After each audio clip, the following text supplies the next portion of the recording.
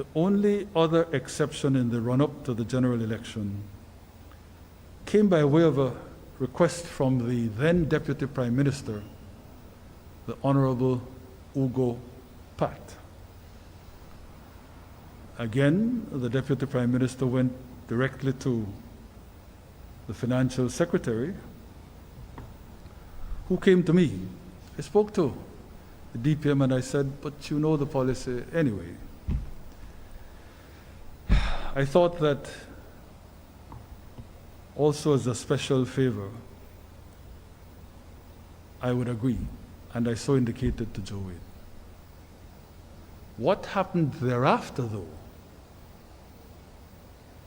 was that the usual requirement from me that there be a customs valuation so that we could document that we were not selling for any undervalue did not happen.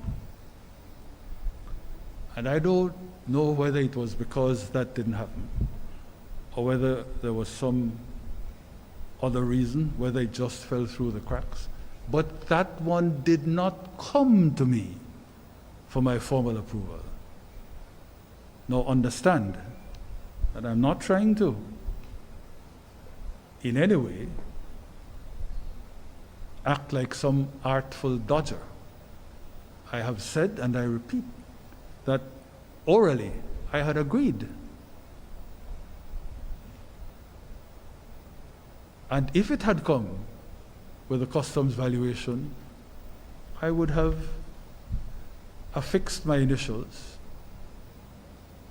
behind the words I approve. But it did not come.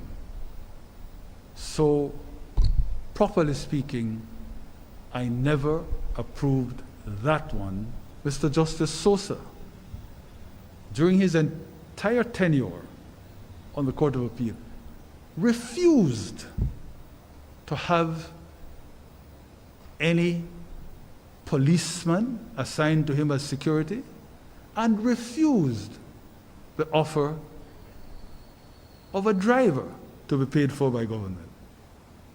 Those two things over that 21-year period saved the government a great deal of money.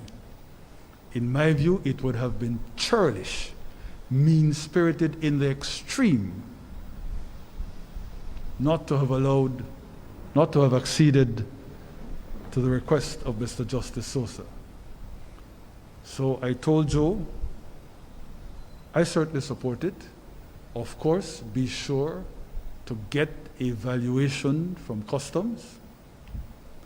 That was done, and the file then came to me,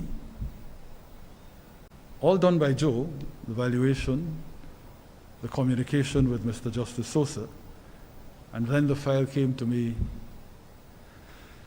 with the usual request for the waiver of the boarding and for the sale to Mr. Justice Sosa of the vehicle for the price fixed in consequence of the customs valuation.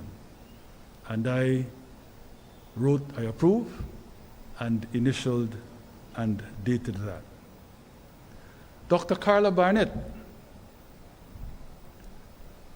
who was, as you know, a senator, and who was not coming back into government no matter what, regardless of the results of the election.